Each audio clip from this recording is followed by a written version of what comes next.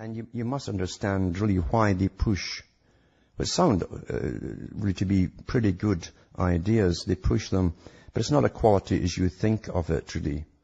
It's a planned society that they envisaged an awful long time ago at the League of Nations, before they became the United Nations, where experts would run the world and experts would rule these communities. They would be kept as small communities, and they would control the population in those communities. And they give you the appearance of participating in the system, belonging to your community, attending community events, getting to vote on certain things. In other words, get you involved in thinking you're really taking part in something without realizing, of course, that the leaders that they put in will guide you into the direction they wanted you to go in the first place. But the feeling of participating is really enough to fool most people. What do you think voting's been about all this time? So they envisage this world of communitarian societies, which really is a nice way of saying the updated, the better, more improved Soviet style. Because that's how the Soviet style was supposed to be.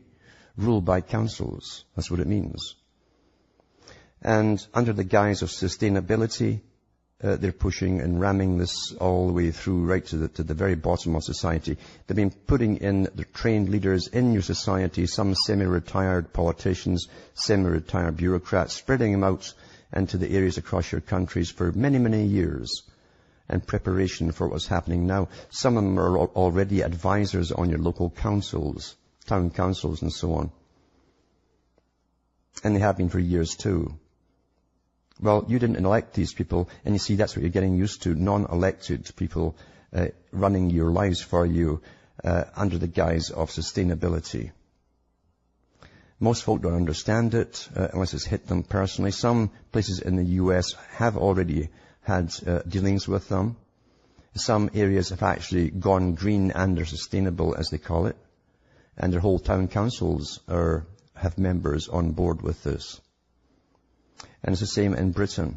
As I say, Britain is the flagship, so you always watch Britain to see what's really happening. Now, this prune, I call them prunes, you see, I don't bother calling them politicians, because they're yes men and they're eager little psychopaths who will do anything they're told for their masters. He's now the Prime Minister of Britain. And this is an article from the Telegraph. And this is standard way that journalists will present this. It's all his fault and all this kind of stuff. But no, it wouldn't matter who was in. It wouldn't matter at all if it was a Martian they put in there. The same thing's going ahead. But it says here, April the 1st, 2010. It says, Cameron's Big Society is a grotesque fantasy inspired by leftist subversive Saul Alinsky. These guys are very interesting again. Saul Alinsky, very good friend of Obama. And it says here, this plan is directly based on the successful community organizing movement established by Saul Alinsky in the United States and has successfully trained generations of community organizers, including President Obama. That statement, which beggars the belief even in the political fairground we now inhabit, is not taken from some far-out Trotskyite samizdat, but from the official Conservative Party introduction to David Cameron's big idea. And it wasn't his, of course, which is the creation of a neighborhood army of 5,000 full-time community organizers to implement his grotesque fantasy called Big Society.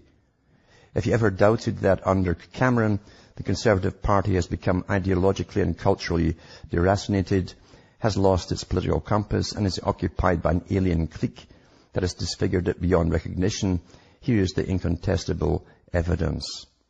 Saul Alinsky is here openly acknowledged as the inspiration behind Cameron's big idea. Well, he may have been the one that they put out to approach Cameron on it and coach him. Alinsky was a lifelong cultural revolutionary and political subversive whom Barack Obama formerly claimed as his spiritual mentor. Since Obama hit mainstream politics, however, his supporters have expended a vast amount of effort trying to conceal that embarrassing story. There's more than that embarrassing story too. I'll tell you another one later. The aggressively amoral Alinsky believed there was no right or wrong in politics, only what was necessary to seize power. Well, that's standard Marxist doctrine. Whatever you tell the public, whatever you want to seize power. That's standard. As I say, the Conservative Party blurts out this admission in the launch document of Big Society.